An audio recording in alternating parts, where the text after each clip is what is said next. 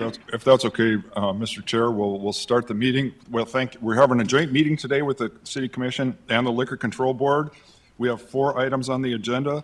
The first one is the scanner presentation with Mark Baxter from SureScan, who is going to join us online. And so what we were thinking is if he can do the presentation first, and then if everybody that has questions can do it at the end, if that's okay with you. And Nancy, I didn't mean to start, but if that's okay, we'll just follow the order. And Steve? Yeah, and I'm just going to introduce Mark here. Mark Baxter has over 20 years as a law enforcement official, concentrating in alcohol compliance. Through his time in the industry, he's worked with a number of different companies offering ID compliance scanning equipment. And with Mark's experience, he's found only a couple of companies that offer scanning equipment that actually detect fraudulent IDs. And Mark is here to demonstrate the good and the bad of fake IDs. Mark? Good afternoon, everyone. Thanks. First, I want to say thanks for the opportunity to speak with everyone about this important topic. I've been doing a lot of research over the 14 years I've been in this position, and I'll give you a little background about myself. Let me get this going here. Hopefully you can see the presentation because I can't see you anymore. Okay. So just to give you a little background on me, I'm an active law enforcement officer on the East Coast over here in Maryland. I'm on my 23rd year, and I'm a certified counterfeit document expert with the Maryland courts. So I've been in this position as a detective for 14 years, since 2009. Prior to becoming a law enforcement officer, I'd worked in bars and restaurants, so I have a lot of experience in that industry from the other side of things. That's why I seem to have a good reputation with the people that I interact with, because I do liquor enforcement as well as liquor licensing enforcement. So I sort of have an idea of what they're going through, based at least how it was 15 or 23 or so years ago.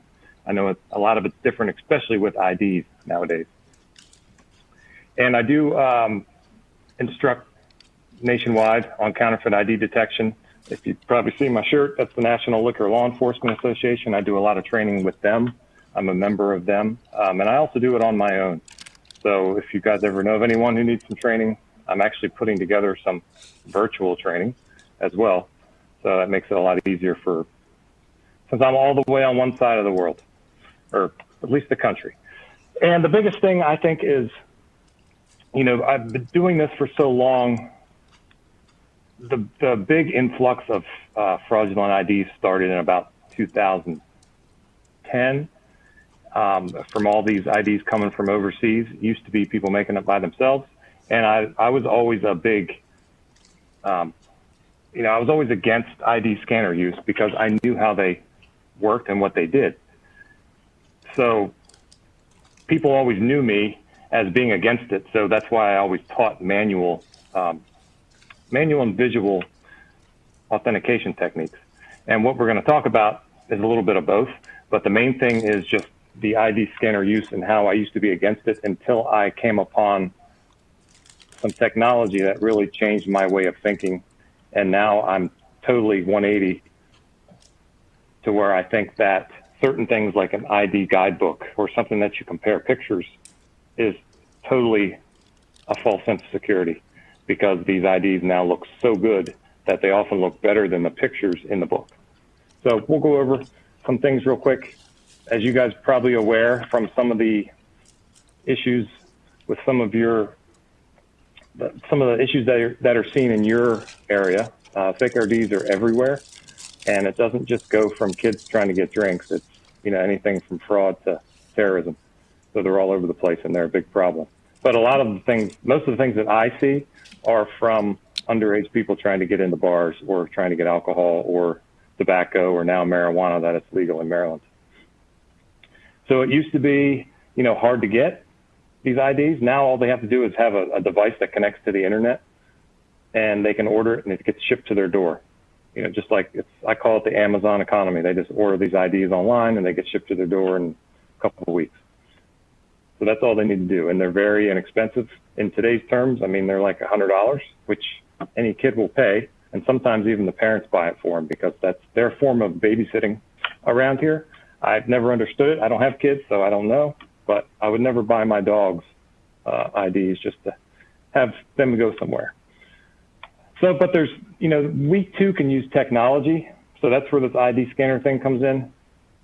There's technology out there to detect these IDs, so to sort of counteract them. You just have to be very careful in which ones, if you're using them, which ones to use. Because as I said, I was always against them because of the fact that, there's two different types of technology. There's translation technology and authentication technology. And I'll explain those. Hopefully it'll make it clear. So any data can be programmed into that 2D barcode that you see on the top of that little card there, the scrambled egg looking thing. So any data can be programmed into that if you have the right software or equipment. And then that's just displayed on the scanning device. So basically it's translating that scrambled mess into text, whatever language you may speak. So that's what translation is, and that's an example of translation. So here's a website that I found that does this, and it just goes to illustrate how easy it is. You go and fill in any of these blocks, just like filling out a form, whatever information you want in there, you hit submit, and this is what you get. It makes you a 2D barcode, a PDF 417 barcode that you can then download and print and put on an ID. And when you scan that with a translating technology app, it'll come up with whatever information you entered in those boxes. So that's how these in particular work. I don't know if any of you've seen these. I'm not sure what's popular, what the apps are that are being used in your area, but the one in the middle is one that's very popular out here. And I got one, and that's what I started my testing on. And all that does is just tells you, as you can see, it tells you how old they are based on whatever date of birth they put in that barcode, whether it's a legitimate ID or a fake one. And now some of the ones on the right, those are apps that can be downloaded onto a mobile device. So those are also translators. And as an example, the one on the bottom, that's a pretty popular one, but that's more of a CRM, so to speak, like a database of people that come to your bar so that they can market to them. So it's more of a marketing tool than like the FDA one that's issued by the federal government, as an age calculator to see about tobacco sales. And I'll show you as an example, we'll do a little live demo of how that works. So the other technology, which is the one that you want to make sure that, if you're recommending something, that's what they want to use, something that authenticates the barcode. And that's what the one that I use, the one that I sell, and maybe two other ones that I'm aware of that do that, they authenticate that barcode that's on the back of that ID was created by that state, local, or federal government, whatever ID you may have. So in my case, it's the Motor Vehicle Administration. Your case, it might be the Department of Motor Vehicles. They're all based on the AAMVA, which is the American Association of Motor Vehicle Administrators. They put out standards in driver's license card design, and they all have what parameters are necessary in that barcode. And as you can see there, doesn't really mean much to you, but like certain segments require a date of birth. Certain segments require a height, and the height is in feet and inches, not inches.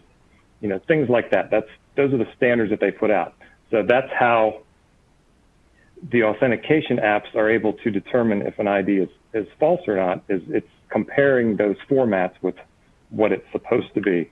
And if it's not, that's when it hits and tells you that something's not right, as well as the size of it. That's a big thing as well.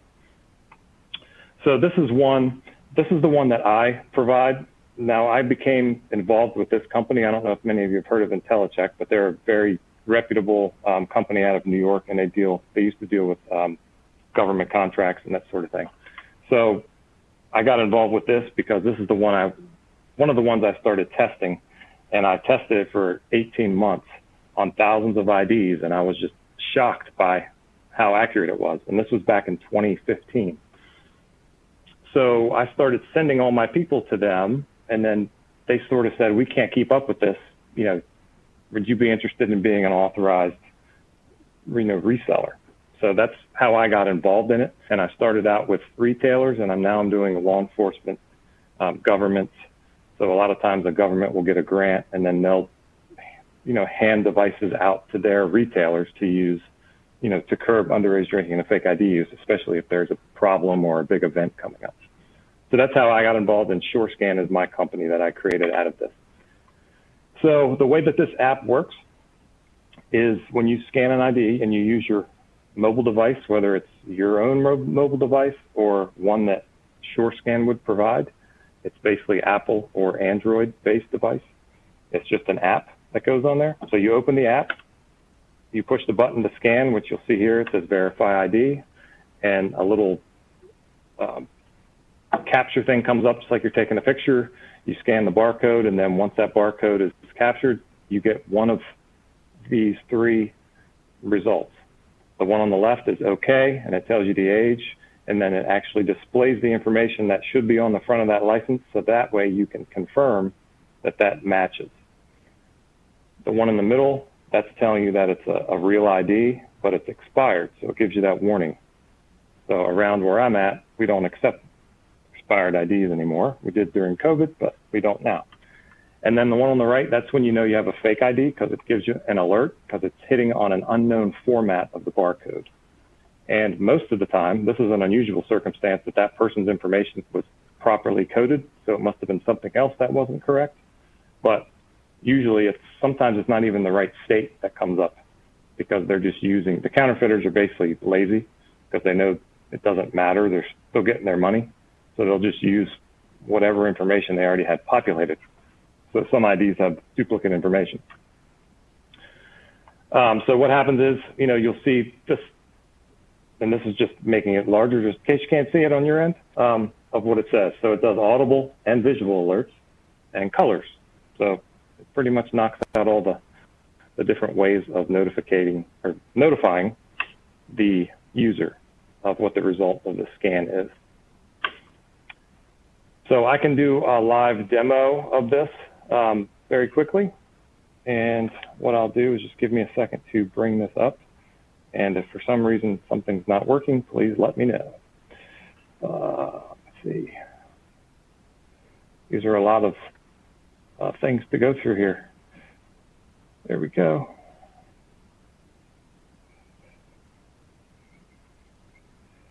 Make sure everything's working.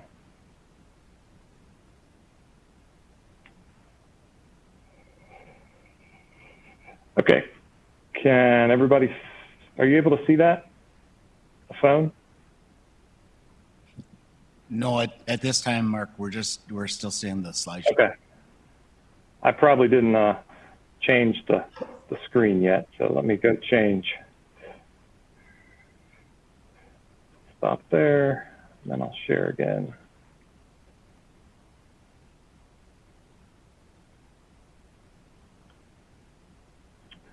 All right. I can actually see the other screen now, so hopefully that'll work. Allow.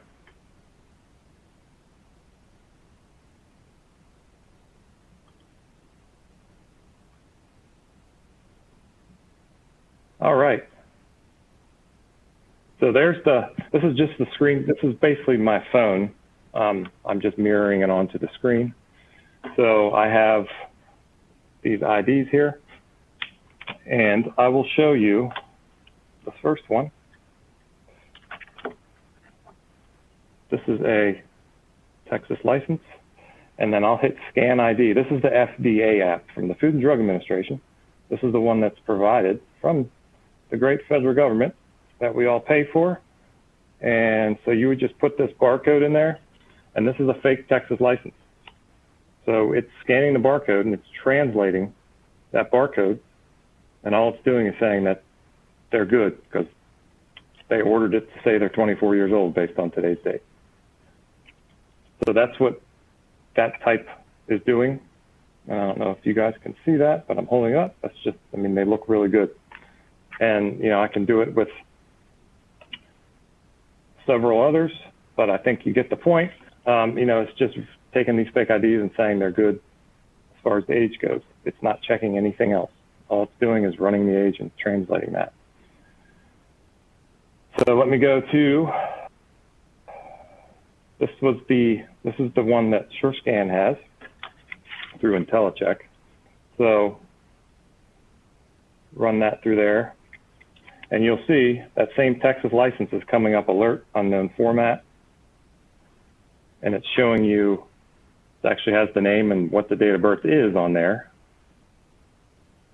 and it has all that information that you need to, to make sure. But at this point, if it says alert, that's your first clue that something's not right. And then if it's a real ID, this is how it'll come up. This is expired. So it comes up, warning expired, gives you the age. So it'll do that. And so there's another fake ID, and that was the California license, which you guys probably see more than I do, California, because you're closer. But that just gives you an example of what happens with that app there. So any questions of that before I get back into the PowerPoint? So if there's any questions, if you don't mind, I have a couple real quick ones. First of all, Sure. So is it updated? So would you, like, what percentage of the fake IDs does this system catch?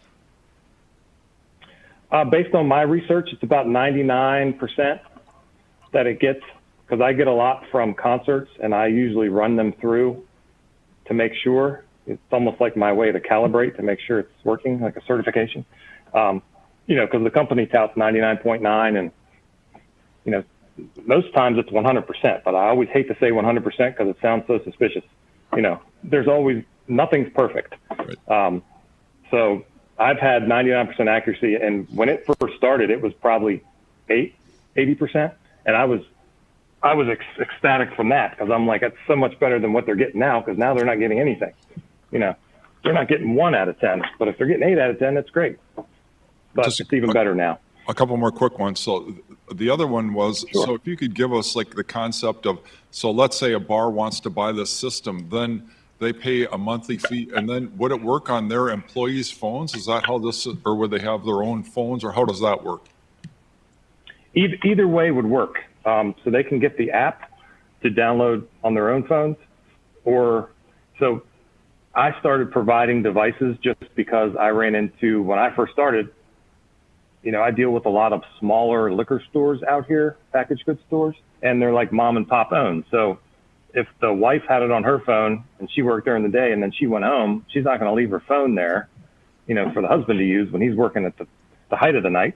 So that's when I was like, why don't I just have a package that has a device for it? It just sits right there next to the register, and that's all it does. It just scans IDs. That way they don't have to worry about, oh, somebody forgot it, or we're logged out, or we don't know how to get back in, that sort of thing. And just one more from me, and then anybody else. So let's say a bar has a list of patrons that they don't allow in.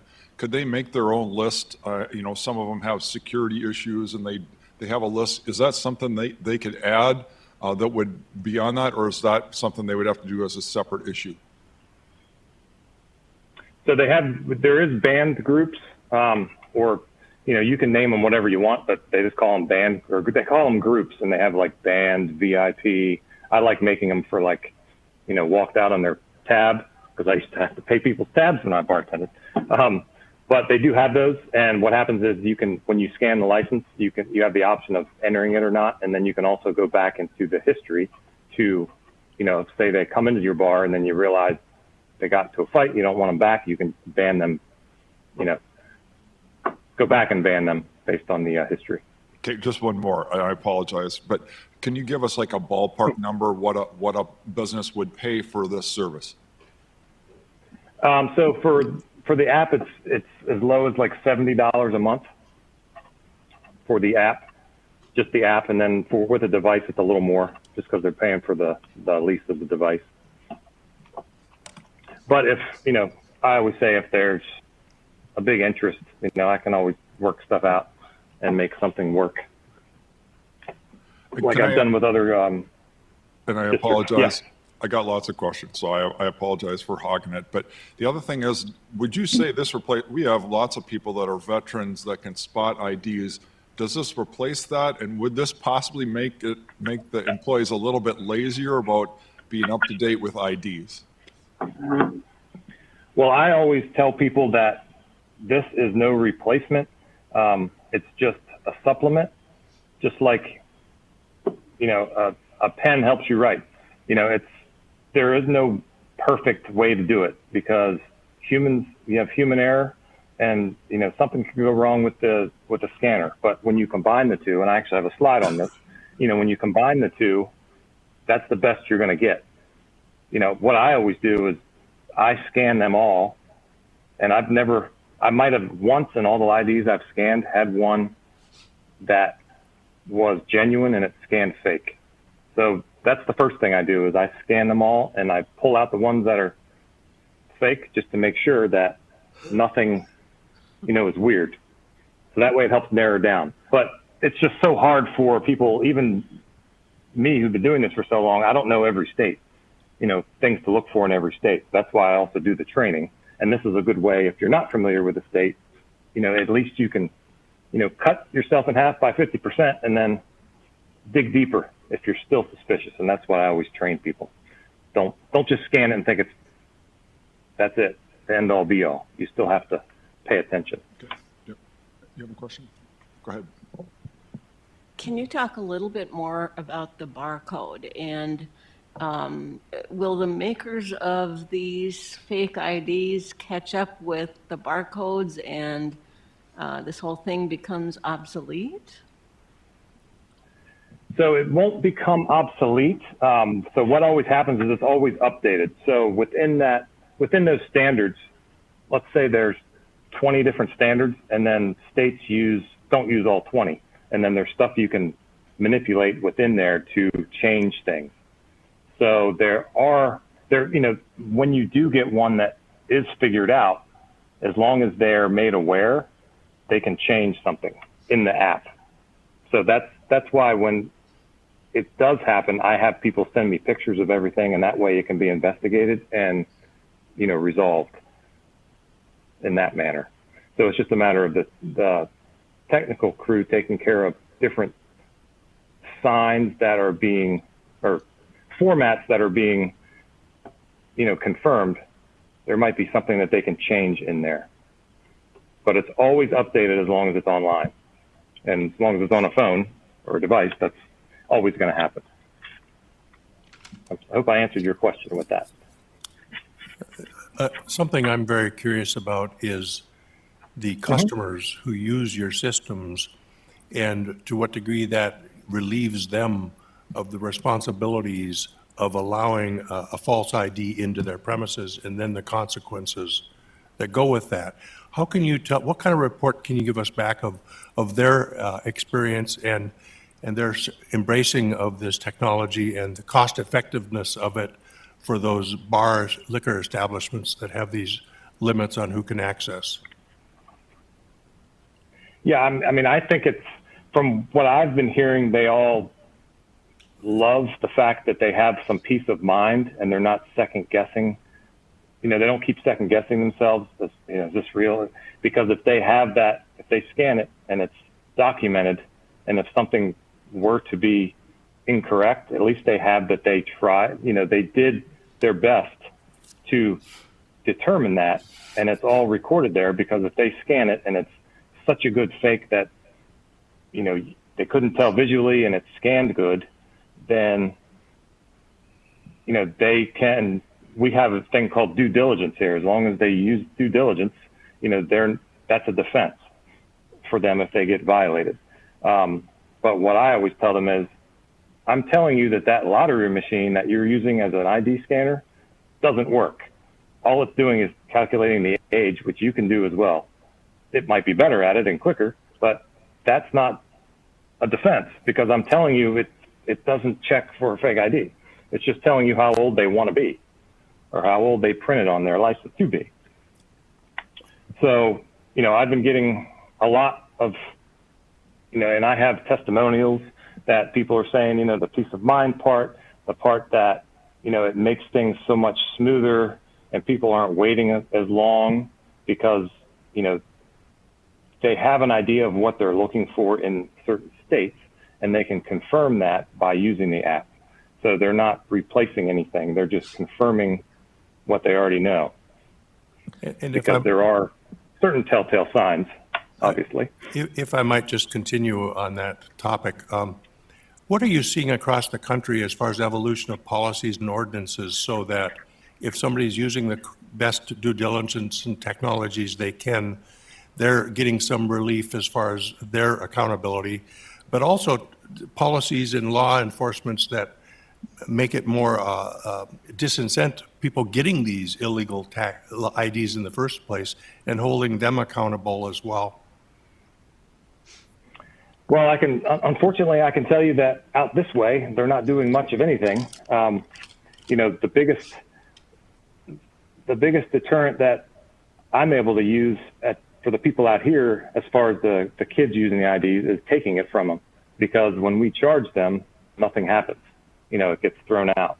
The worst thing is they're having to come to court most of the time, or get an attorney, even if they get an attorney, because half the time they'll throw it out before they even get there.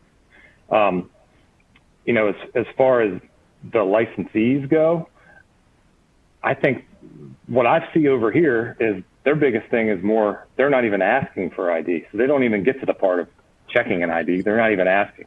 So a lot of the underage sales that I'm getting, when I send underage people in for compliance checks, they're not even asking for an ID. Or they'll get a vertical ID and they said they did the math wrong, which, any scanner will work on that. But so does the fact that it's vertical. It's like that for a reason. So I know some states out west have a lot stricter rules as far as you have to use an ID scanner, or, the licensee can hold the person until the police get there, stuff like that, which that would be great if we had that, but I don't see that ever happening out here. And I think that's only in like a handful of states out there, Utah being one of them, because I was out there doing training and that's when I learned about that. It was very interesting. Do you have an example or maybe some statistics in terms of, in our community, we're a college community, and so we have a lot of kids that are underage that are attempting to get into bars every weekend. And we have a group of bar owners that are very diligent about trying to stop that flow, but it's like the kid with his thumb in the dike. It's a pretty big task. Any businesses that you've had experience where they started to use this, where they saw the trend stop? In other words, 10% of the kids trying to get in were underage. They get caught by this. 2 months later, they go, yeah, don't go to Joe's bar because fake IDs don't work. I have heard that a lot. I don't have anything to show it other than some statistics so we have on the East Coast, we have the beaches, of course, and we have this thing called Beach Week, which is when the high school seniors get out, they graduate and they go to the beach for a week. So there's probably, I'd say 25 or so different packaged goods stores in this little town of Ocean City. And one of them they came on this year because I started marketing over there, and they had the scanner, and that's one of the case studies that I'm showing. They had it for a week, and they scanned 139 IDs with that. And of those 139, 76 or 55% of them were fake. So this guy was shocked, and he called me up. He was like, "Oh, I love this thing." He's like, they stopped coming in, and you can see, he could see how they started declining. Once the word got out that he was using this, they just went everywhere else because there's so many other options, and there's probably one within a stone's throw. And I saw this as well with one of the counties that I deal with. Their health department got a bunch of the devices, and they hand them out for different events. And they had like 3 packaged goods stores that had this, and they were pretty close by. They were all within like 5 minutes. And you could see when you looked at some scan histories that you'd get a very strange ID that you never see, like a Wyoming or something. And it would show up at one store, and then you'd look at the scan histories, and then the next store that would show up 5 minutes later. And then the next store, it would show up 5 minutes later, and they were all being alerted but they kept giving it back, which is one thing that I always hate when they give the ID back, because that just means they go use it somewhere else. And in this case, they went and used it, kept using it until they found someone who wasn't using the scanner. So that was interesting to see that progression on how, I can't guarantee it was the same person, but it was kind of obvious when you see IDs that you never really see, and it keeps showing up every 5 minutes. And the stores are right next to each other, going the same direction. So that was very interesting. Mark Dave Zabowski, and thanks very much for the presentation, very informative. Just a couple of questions. We aren't that far from Canada. Are there standards in Canada for those types of IDs? Would this thing work with that as well? Yes, it works with all the Canadian provinces as well as Mexican states. And it's the Mexican states that have the PDF 417 barcode on them, not all of them do, as well as the military IDs and federal common access cards. So it works for all those. Excellent. And then just going back to the expired ID, are you seeing in cities that are constructing ordinances? To me, I would just recommend we don't accept, as you do, don't do out there, accept expired IDs, because there's a potential skullduggery with that. Different than maybe the straight up fake, but still, why would we accept an expired ID, right? Are you seeing that in the industry, or? Yeah, our big thing is just that, when you have an expired ID, especially if it's vertical, the chances are that was someone else's and they gave it to a friend that looks like them or something like that. And that's been the big thing with that. Plus, it's not really valid. If it's expired, why have a expiration date? What's the purpose of that? But we have been seeing a big, I wouldn't say huge, but I have noticed I probably got 25 of them this season where they're buying fake vertical licenses. So the kids are buying fake verticals because they're doing that whole reverse psychology thing. Well, I'm showing them a vertical. They're not going to think it's fake, even though it is. But it's not expired. It's still valid according to the expiration date. Okay, thank you. Yes, sir. Thank you. Any other questions? Otherwise, thank you very much for the presentation. I think we all learned a lot. And I think, Steve, if you'll be our contact, kind of if anybody has any follow-up questions, if that's okay with you, Mark, and we have some retailers here. And so if they have questions for you, if that's okay with you, we'll kind of go through Steve. And if there's any other follow-up questions from anybody that sees this, we'll contact Steve Sprague, the city auditor, and he can get you in touch. If that's okay with you, Mark? That's Absolutely. Good. So if there aren't any other questions, we'll let you go. Thank you for the excellent presentation. I think we learned a lot, and so thank you for that. Have a good afternoon. All right. Yep. Thank you, guys. You too. And thanks for the opportunity. Have a good holiday. So if that's okay, we'll move on to the next item on the agenda, which is number 2, the owner and manager background checks, annual background checks. Steve and Nancy. Okay, I will start it off. Just to give you a little bit of a background, right now the application process is that if there is an owner that has at least 5% and the general manager, when they submit that application, they are subjected to a background investigation completed by the Fargo Police Department. There is a yearly renewal for all licenses. Right now it's June 30th. There is no annual background check at that time. That is only done if there's a change in ownership.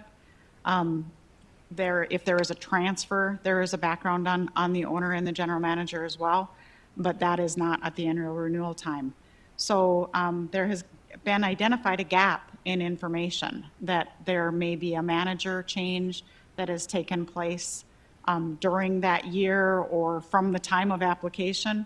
10 years later, there may have been 5 or 6 manager changes in that time, and none of those managers have been subjected to a background investigation, whereas the first manager was. So at that time, they've got somebody operating the liquor establishment that has not been otherwise qualified by the city of Fargo. So what we've been discussing, and this has been brought to Liquor Control Board several times, is to identify owners and managers as of a date certain. And at this time, I'm proposing maybe a month from the time of the enactment of an ordinance change, if you go that route, So then the people who have been serving as managers for a period of time, you wouldn't go back in time to determine whether or not they meet your guidelines and qualifications. It would be prospective from the time that they are identified. So we'd be looking at trying to make that so it's more going forward. Eventually, all owners and managers will have meet a certain qualification to be operating the liquor license. So what you have before you, so I'll just go back. So if there's a manager change not at the time of renewal, maybe your renewal time is June, and in November, the manager leaves and the owner is hiring a new manager. At that time, that owner could come in and get a background investigation completed and get that approval from the city of Fargo for that manager to meet those guidelines. That would be an amendment, but that wouldn't be the renewal process. That's not when the renewal fee would be due. They've already paid it, so they're going to pay that renewal fee once a year. At that time, then the owner is taking responsibility to ensure that its general manager is qualified to run that liquor establishment. If the general manager or the owner is not qualified, either at renewal or on the amendment, then the owner's responsibility is to ensure that those people are properly qualified, or that license may not be renewed or suspended at that time. So I think that it's a prospective working with the owners to ensure that all of the people managing and operating those liquor establishments are qualified. And the ultimate goal, of course, is that the city of Fargo would know who is operating that license and that that person is qualified. I have presented to you, working with Steve and the chief, and it's similar to what was presented, I believe, at Liquor Control Board the last time, is an amendment to 25-1504.1 on license renewal. That's in red line for you. And also, because the ordinance itself is enduring, it would be in the ordinance book, the resolution that I have proposed that accompanies it is really to address how do we make this prospective, that those people are presently employed and have been working with the owner manager. We don't want to get involved in that employment situation. But if they commit an offense that would disqualify them from the time that they are identified as the manager and approved to renewal or going forward, then that's the owner's responsibility to ensure that that license can be renewed. So that's how the resolution is set up. The investigation background would go back. You would do the full investigation. That's something the police would do, but we'd really only be looking to the time of identification if there was any disqualifying offenses that would prohibit that person from operating that liquor license. So a pretty direct change. I've also included in your packet of information regarding the manager-owner investigation is the resolution establishing the license application qualification guidelines, because that's what is being presented to the Liquor Control Board. The chief is looking at it as to whether or not to recommend that license or not. I think there's consideration by the chief of some tweaks that would also be presented for your consideration, but it really does address that there are violations that are either felonies or pertaining to the operation of a liquor establishment. So I don't think there's any action or anything needed at this time. I just wanted to open the discussion. Are we on the right path for what has been being considered by the Liquor Control Board, and City Commission did direct pursuant to a memo to Steve Sprague to start looking at the owner-manager investigation backgrounds. So I would open up for any questions, comments, discussion on I don't know if Steve or the chief has any comments on the work that we've been doing now for some time, but. I have one question, Nancy. So the concern I had was, obviously, I support having the managers, and mainly for law enforcement, so you know who to contact when you're having issues. But with the owners, are we gonna, can you go through how we're gonna do all of them? I guess my concern is for the staff, the amount of time. Can you go through how we're gonna do that all at one time? Yeah, so I do have, we've talked about it, and Steve has actually proposed splitting the renewals into quarterly. So there would be about 50 licenses renewed on a quarterly basis. And he would group those by common ownership. And so that too, if we move forward with this, would require a change in terms of, they wouldn't all be renewed on June 30th. Once all of the owners and managers that are in operation have that background investigation and are qualified, then the investigation review would be truncated back to when they were last qualified. So I think that too would limit and alleviate some of that stress on the system. Exactly like Nancy's saying, we would have to switch our renewal model instead of being annually with 200-plus licenses to being on a quarterly basis, about 50 a quarter. And that first year is going to be a heavy lift to get those background checks done. But I think after that, we'll, the police department and our office will work together to, smooth out the humps that we've kind of encountered along the way. We've met numerous times we kind of heard what the commission and the liquor board were saying, but then we had to try to figure out how we were going to implement it. And we've had many meetings and months of negotiating or talking about this. And I think that this process that we've come up with will work to everybody's interest. So, yeah.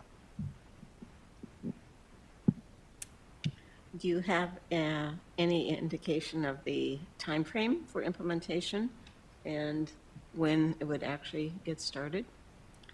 Well, I think the Liquor Control Board is considering it today. If there's a recommendation to move it forward to City Commission, we would be able to do that relatively quickly. I've kind of redlined the major ordinance and the resolution. I think we are kind of ready for a relatively quick implementation.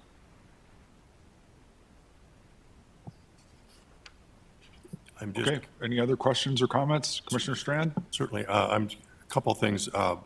A felony, not all felonies are the same, of course. There's some violent crimes and just a spectrum of felonies. Is it that black and white that a felony is a felony is a felony and for 5 years you can't qualify?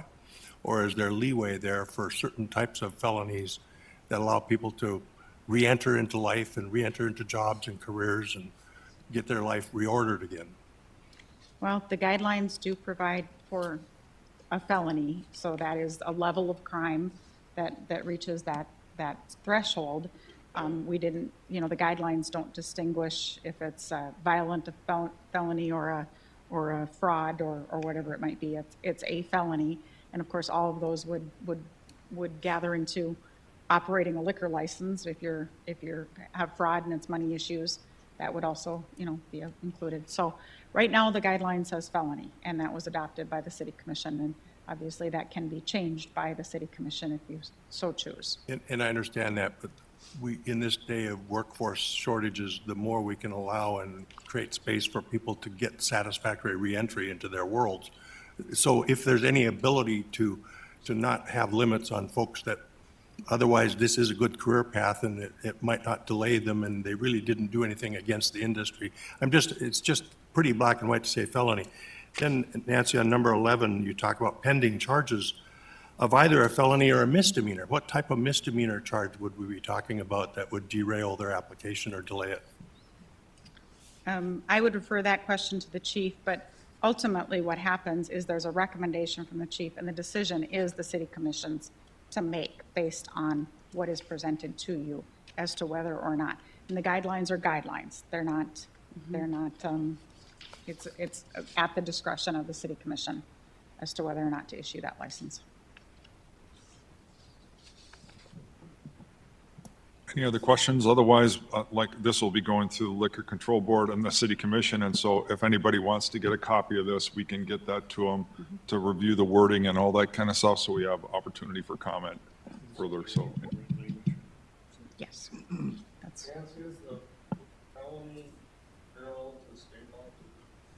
You know, I don't believe so, but because it's our guidelines and it's also in the ordinance under 251512B, that if the owner is convicted of a felony during that time, that is an immediate you know, directly to the city commission for consideration as to whether to suspend or revoke. So that is a, you know, felony is a higher level crime, And obviously. it's also, it's less than the state statute.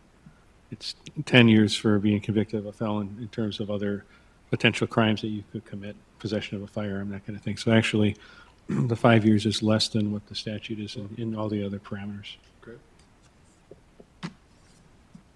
If there aren't any other questions, we'll move on to the, we have 4 items, and I don't know if we're going to get through them all in time for the Liquor Control Board meeting, but we'll do our best. So number 3 is the penalty structure, instituting a point system. And Nancy, are you starting us with that? I am, so thank you. Again, working with the, we've met and discussed this several times at Liquor Control Board and with direction from the City Commission to consider the existing penalty structure. We have met several times on what does that look like? Where do you want to go with this?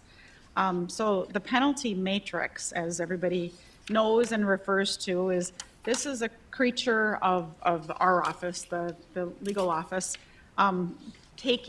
going through each ordinance and trying to figure out, okay, here's the violation, here's what penalty would apply to it, and putting it into a matrix. So this is just a quick check on what the ordinances provide for already. So most of the penalties are found in 251512 and are referenced in the matrix. But a violation of the liquor ordinance results in an administrative penalty, not a fine. It's not a criminal, but it's a proceeding because the city issues the license. The city can sanction the operation of that license and suspend or revoke that license.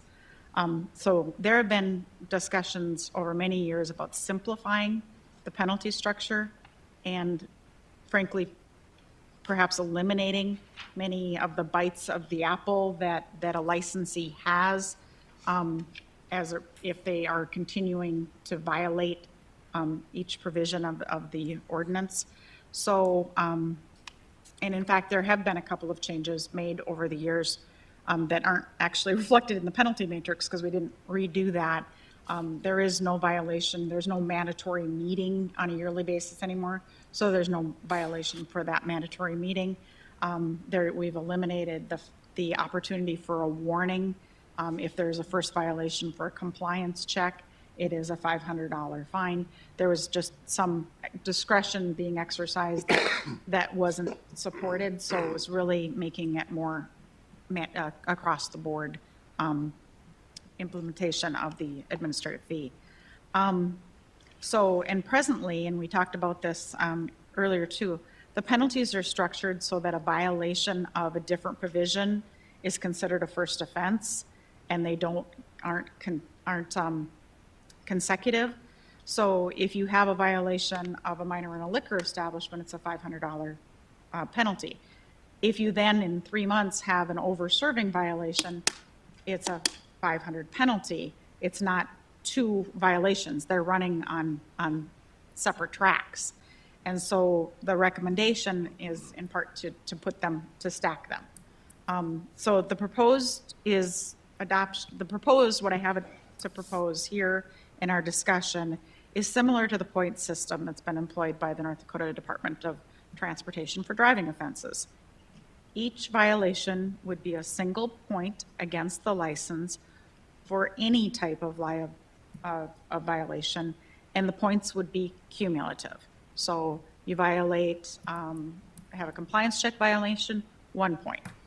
And then you'd have another point for over-serving or serving the minor or, whatever. So your points would add up for each violation found by the city commission. Further, the recommendation is to treat all of the license categories similarly. There are presently variations on the penalties based on the kind of license you have. If you have an FA license, it's different than having a Z license and so forth. So that is the recommendation, is to treat them all similar and have the same penalties. So if you have this many offenses, this is what happens. If you have this many offenses, this is what happens. So, and that is how tobacco compliance violations are treated. If they're selling to minors and so forth, it's, every violation is the same. Each violation would be 1 point. After having discussed with Steve and the chief, we are making the recommendation from staff that the food and alcohol percentages be treated separately from the violations for the operation of the liquor license, in part because they're not necessarily related to public safety. They are more a business transaction. How much you pay for that license depends on how much food you sell and what kind of license you have. So the change is actually, and again, I do have a red line for your consideration. Just noting a couple of things. Each point doesn't necessarily, and again, this is really for discussion, because somewhat of, I'll say it's somewhat of a spitball. How do you want to treat them for each violation? So what I've proposed in the ordinance change is that every violation is 1 point. If you have 1 point, it's a 500 administrative penalty. If you get that second point, it's another 500 administrative penalty. It could go up to 750 for each point, depending on what that looks like. The next point, we have 3 to 4 points. It's a $1,000 administrative penalty and a 1-day suspension. 5 points is a $2,000 administrative penalty and a 3-day suspension. 6 plus 5, more than 5 points, so 6 plus points is a revocation. So, I mean, it's really, you get kind of 6 bites at the apple before you have revoked, and I don't think anybody's gotten 2 or 3 in the past 10, 15 years that I've been here. So it's probably a change in bringing those violations forward too. We did talk about, well, is like your driver's license, if you stay out of trouble, you actually restore points over time. And so we included that if there were no liquor violations for a period of 18 months from the last violation, 1 point would be removed back to 0. You're not going to go negative, you don't get credit for it, but it would be a back to 0. So that is what we've kind of been, how do we simplify the penalty structure, which is what was requested by the Liquor Control Board and City Commission. So would be no change to 25-15-12B, which is the provision that if they're operating in such a manner that it's a public safety, there's a felony, those kinds of things, and I think that's included in the red lines. You can see what the 1 through 6 are. Those things could immediately go to City Commission for suspension or revocation. So again, I've provided a red line version of 25-15-12D, which would be what is being proposed for discussion. And then, of course, the penalty structure matrix tells you kind of where are we at and what would that look like, which would be significantly modified. So I don't know if Steve or the chief has any additional comments or. I guess I would just like to add that, the goal here isn't to revoke licenses and do that type of thing. The goal here is to modify behavior. So if we have somebody that's, not being a good player, a good character, and we try to modify that behavior. And we've done that in the past by meeting with them and talking to them and talking about the things that are concerning us. And I don't see that changing. I still see us doing that. But, if it does come down to the point where we're bringing forward violations or potential violations, now we have a different way of modifying that or creating that. I think that, as Nancy pointed out, having the separate tracks for each penalty, in the facility after hours, you're supposed to be out, that would just be 1 point, and then if they served a minor or overserved, everyone, instead of having 3 different violations going on at the same time that we're tracking. We just have one thing that we're tracking, and then how many times did something happen, so.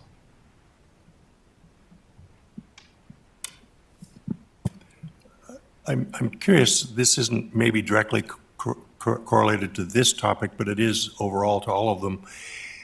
These new technologies and card scanners and these new enforcements, is there any likelihood or hope that we can reduce the need for alcohol compliance checks where we have minors going into establishments to confirm that they're following or not following the law?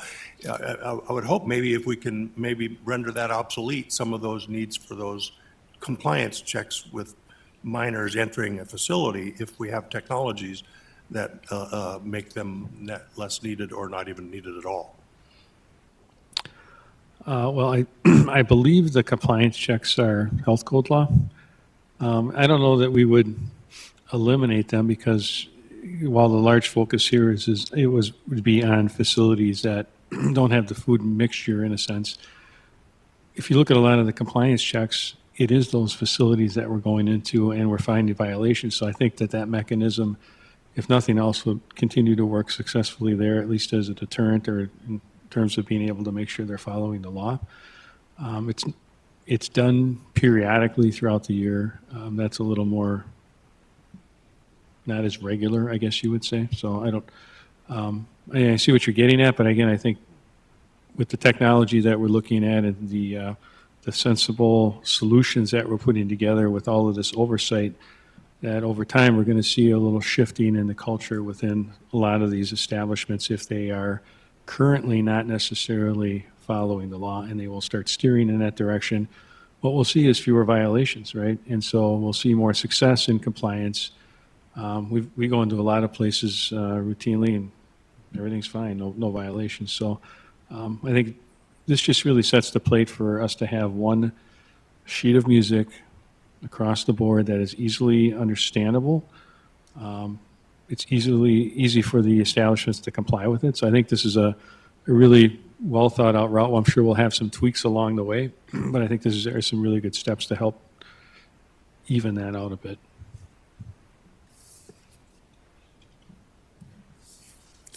Any other comments or questions?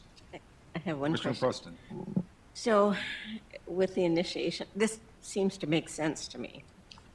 With the initiation of the new system, would that stop kind of the sideline agreements that we've been doing or at least have done recently so that it's applied consistently? I think so. I think that the reason, we tried to negotiate with the establishment that you're referring to and create a sideline agreement, or, not a sideline agreement, but, an agreement that was not, in ordinance and that type of thing. And I think that this really simplifies and makes things clear, easy to understand. And so I would see something like that probably not being used going forward. Any other comments or questions? Otherwise, and once again, if you don't mind summarizing, this is going to go, this is the same thing where we'll have opportunity for public comment. This will go through liquor control and then through the city commission, correct? That's correct. So that's kind of the plan. So we'll have opportunities for everybody going forward. If that's okay, we'll move on to number 4, the last item, clarifying employees in the stream of service. Nancy. Okay, so again, I will kind of take lead on this, but I think there's more discussion to be had. So the final agenda item is presented for purposes of clarification and consistency. There was a recent interpretation by the Liquor Control Board when presented with an ordinance violation. Namely, Steve had determined that the Old Broadway was in violation of Section 25-1509, which it's attached for your reference. It does specifically state that minors under 21 cannot be employed in a liquor establishment except under certain circumstances. So I've included that highlighted section of 1509. You should know that this is also state law. So North Dakota Century Code Section 50206 provided the language that's essentially in the ordinance at this time. 1509 was amended to bring forward that there was some research opportunities for people underage to be in the facility. So there were a few changes recently, but not directly addressed to the Old Broadway issue here. So I've included that for your consideration. During the Liquor Control Board meeting, there was some discussion that this ordinance's application to the real world, given that finding employees in the present environment has been a struggle. There was a discussion of cooks and restaurant hosts. Do they have to be 21? There was recognition that the hardship that would pose, and thus the LCB found that the ordinance was unclear and that the licensee could not be found to have violated the ordinance by employing a person as a door attendant who was under the age of 21. That individual's responsibility was to verify identification for entrance into the bar at night. That we did have at that time a job description for him and things like that. And so that's, I think Steve said, well, that person needs to be server trained.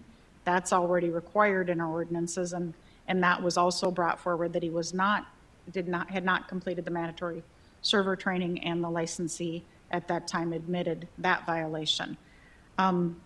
So we discussed that finding, that interpretation. I discussed with the chief and Steve, and we are wondering now, what does that mean? Who can be in that liquor establishment underage, under the age of 21? Where can they be? With the interpretation as it was left coming from Liquor Control Board, there doesn't seem to be, it really just, there was a recognition of a need for the ordinance to be tightened in some way. And particularly because of the current, staffing environment. So we had several discussions about where do we go from here? What does this mean? Is this a free-for-all? Can anybody be under the age of 21 now working in a liquor establishment? We know that's not what was intended by the ordinance or by the state statute. In fact, the state statute talks about when a minor can be in an establishment at any time with a parent or guardian before 10 p.m., those kinds of things. So the intent is clearly to not have minors in liquor establishments when it's operating as a bar, right? So what we're trying to do here and what we've presented is, well, one, I'll start with the state law is restrictive. The city ordinance cannot be less restrictive. So we need to be making sure that whatever changes we make, we're in compliance with state law.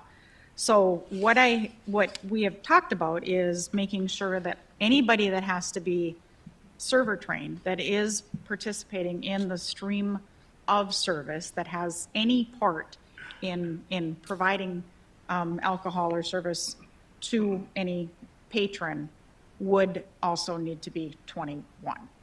That would be door attendants. And I did include in the materials that I gave you is the definition. Mandatory server training was something that was previously amended. That's the ordinance as it reads. And it says anybody that's included in the selling, dispensing, service, identification, verification, admission, and security at the licensed liquor establishment, including restaurants. And then mandatory server training applies to, but it is not limited to managers, servers, security, bartenders, door attendants, or any employee in the capacity to determine compliance with applicable laws.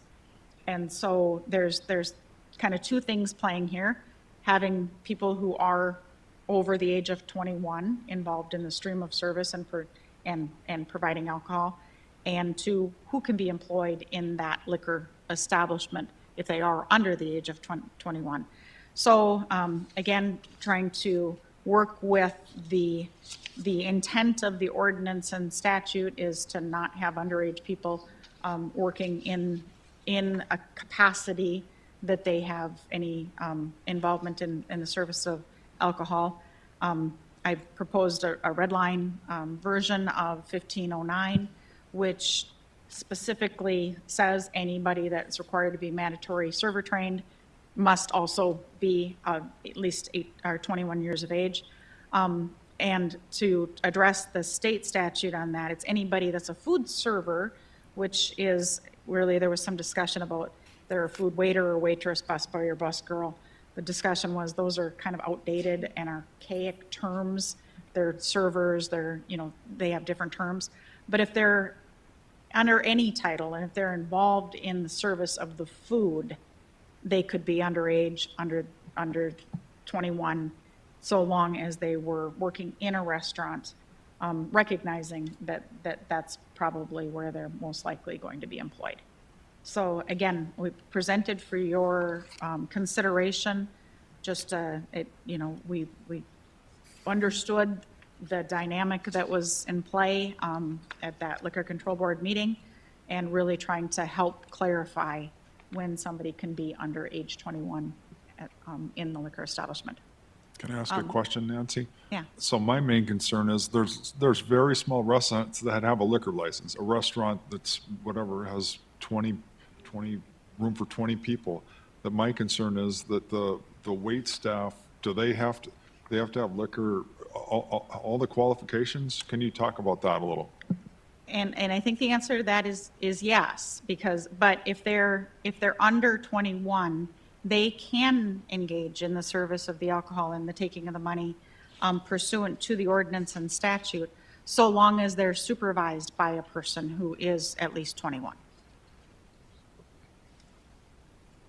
I guess I'm just concerned for a small place to find staff is not, I think that's going to impact them. I guess maybe I'm wrong, or maybe I'm worrying too much, but to me, especially but I get you're trying to have it all the same, but I think this is going to impact people working in those small restaurants that have liquor licenses. Do you think it will, or maybe it won't? Well, I would say we're not actually making a suggestion of a change to who can and can't work under those conditions. We're clarifying who can and can't work under those conditions. So there is no intent here to make it more restrictive. And if you feel that it does, I mean, that's the discussion point. Because right now, the law is they can be a food waitress or waiter, so they can be a server underage, provided they are supervised by somebody who's 21. That's the law presently. We just tried to clarify that And that's gap. pretty much limited to table service, that's not bartending. Right. So the big issue is the doorman thing. The doorman, the barbacks, the people working in the bar, Right. that when it's operating as a bar and not as a restaurant, they're not providing food service, then those people would be required. And I would say, I think they're already required to be 21. That's the discussion that I will say, was Steve brought forward the violation under that consideration, that those people were already required to be 21. But if there was a gap in interpretation, we're hoping to clarify that. And I guess I just want to comment that anybody that's applying for a liquor license, they're aware of these requirements before they get their alcohol license. We're also walking that fine line of what the state says, and the state is still using the archaic language of busboy, busgirl, that type of stuff, waiter, waitress. And so what we're trying to do is clarify more, or make it more clear about, who does have to be at least 21. So I think what it does is it allows that, somebody that, isn't in the stream of service, so a cook or a dishwasher or something like that, they don't have to be 21, that type of thing. So. Yeah, I'm wondering if the city has looked at anything like separating out the definition of stream of service of alcoholic beverages from the definition of mandatory server training. If we were to have one definition there of mandatory server training and then another definition of what stream of service means. So when you go down and look at 25-1509, it says all employees engaged in the stream of service and subject to mandatory server training. So to me, reading that, I think it could be a really easy clarification if we have the definition of mandatory server training. Is that something that applies to them?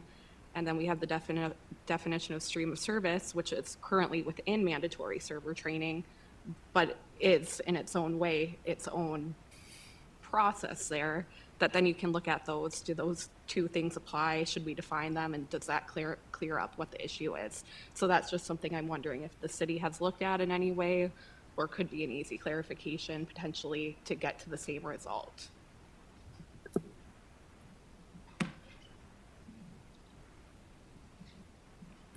Well, I'll throw another wrench into the whole thing.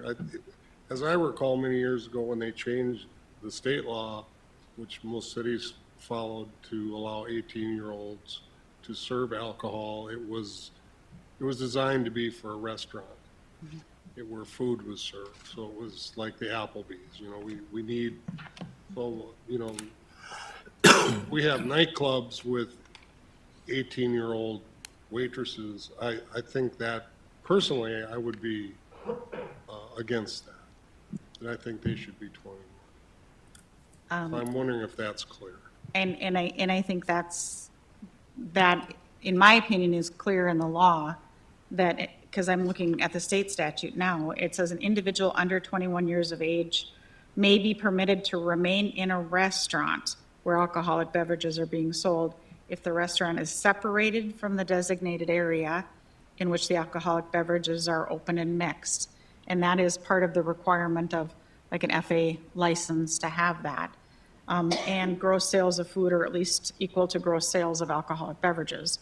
So there are types of license that, the restaurant license only, that that server would be able to be under 21. They can stay there if they are employed as a food waiter, food waitress, busboy, or busgirl. Again, those are archaic terms, but the intention is server or anybody that's not directly involved. And under the direct supervision of an individual 21 years of age and older, and not engaged in the sale, dispensing, delivery, or consumption of alcoholic beverages. So that again is where I think it is pretty clear that that is what that person under 21 is able to do. Others have to be over 21. Yeah, I think the ordinance is clear, but the definition of a bar restaurant has changed over time too. There's a lot of places their hours are open, they're both. They're serving food, but it's also basically a nightclub too.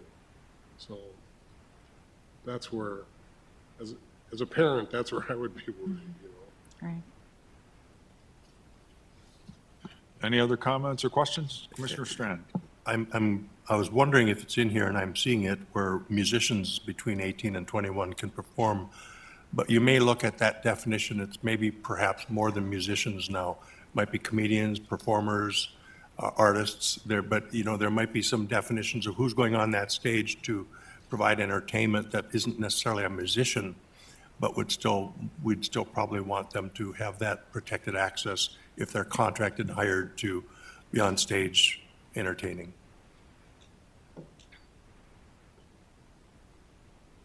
Yeah, it maybe needs an amendment to, I'll have to take a look at the ordinance. I'm looking at the statute, and it says, any establishment that sells alcoholic beverages may employ an individual from 18 to 21 to work on the premises as a musician, disc jockey, or entertainer, or to perform duties directly related to working as a musician, disc jockey, or So entertainer. entertainer would fit Yes. perhaps, and if we could roll that into this, it would give that leeway.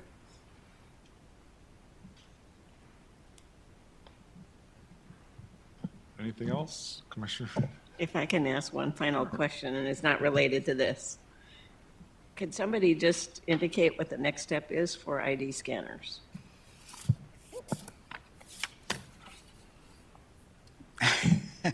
No. I think that the purpose of introducing Mark to you was to show a little bit how complicated that whole situation is. Does the city want to mandate that everybody has ID scanners? You basically heard from him. If it's not the high enough level of an ID scanner, it's doing nothing more than telling you what their fake ID has told you that they want you to know, right? It's just, it'll verify that their age is 21, even though they're not 21. So, you need to, if we want to go down that path, we need to set the level of the scanner.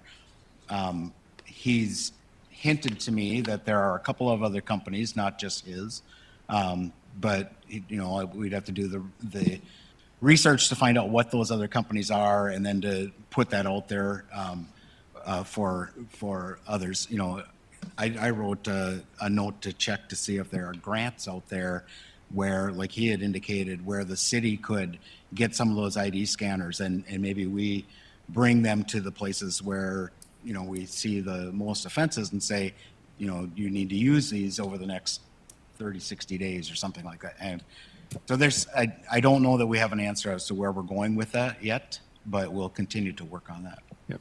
Can I just add one piece to that? Yeah.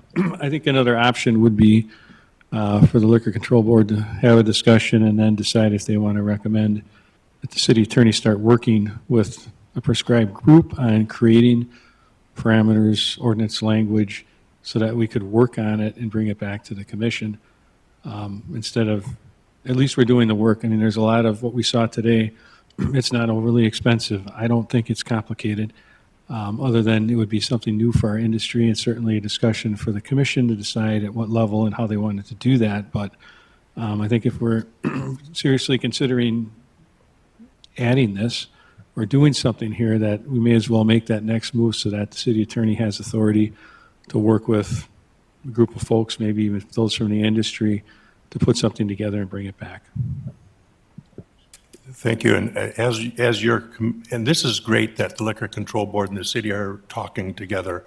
You know, these topics have surfaced at our level and the real authority lies with your liquor board to advise us. One thought that is in my mind is, as we're exploring the use of scanners or mandatory use of scanners, different levels of technologies and changing, evolving technologies, another approach might be not just to mandate, enforce, and require, but to incent and thank people for stepping up to getting to the level of technology that's best. And maybe we have a way of giving them a break in their applications or their costs for liquor licenses or permits or so on. But it's just not always a mandatory requirement. If we can have ways of incorporating incentives to those folks in the industry and give them a reason to choose to want to go to there, we need to be able to thank them. Well, this is lots of great discussion. And as you know, the Liquor Control Board, we're just a recommending board to the City Commission. At the end of the day, the City Commission is the one who decides. So, but I think this is a great, and I guess if I was a business owner, we would strongly encourage having this ID scanner, because what I saw, that was very impressive. And I do think it would benefit a business in many ways. And so, but my perspective, if you don't mind giving my comment, for us to mandate everybody to have that, I don't know if I would be there. There's other ways to look at it from the positive side too. So, but I do think this was good today. So thank you everybody for coming. Thank you for all the good discussion. I think if we have any ongoing questions, that Steve can be our main contact. And obviously Nancy too, but this is very good productive meeting on a beautiful day. So if that's okay, we will adjourn at this point unless anybody has anything else to add. And thank you for coming and have a good afternoon and Merry Christmas. And then we're going to have our Liquor Control Board will be at 1:30. Thank you. Ho, ho, ho.